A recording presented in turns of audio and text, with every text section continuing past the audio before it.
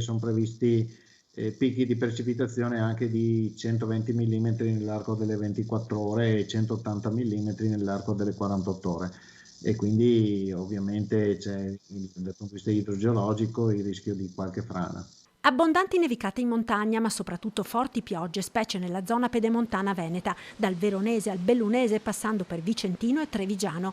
È in arrivo una nuova fase di forte maltempo sul Veneto che ha portato la Protezione Civile regionale a dichiarare l'allerta rossa dalle 8 di martedì alla mezzanotte di mercoledì per criticità idrogeologica sulle aree del Piave pedemontano e sul bacino dell'Alto Brenta Bacchiglione Alpone, allerta arancione nel Basso Brenta Bacchiglione e nel Veronese, nel bacino Adige Garda e Monti Lessini.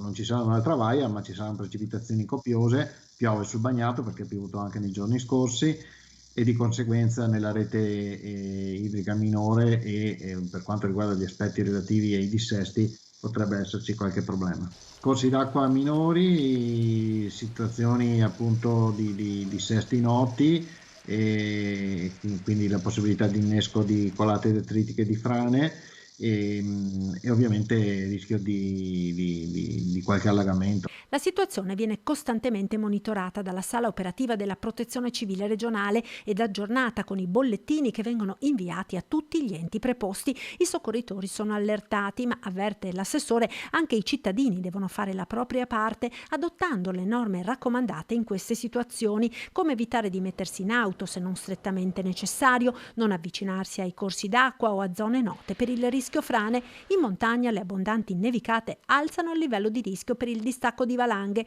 Sulle strade si ricordano gli obblighi di dotazione invernali. L'invito è quello di seguire i bollettini che vengono emessi da ARPAV, dal centro funzionale decentrato, dalla protezione civile regionale, in modo tale da sapere che quando ci sono situazioni di rischio ci sono degli atteggiamenti, dei comportamenti che possono essere messi in atto e che dovrebbero essere messi in atto da tutti per intanto garantire la propria incolumità.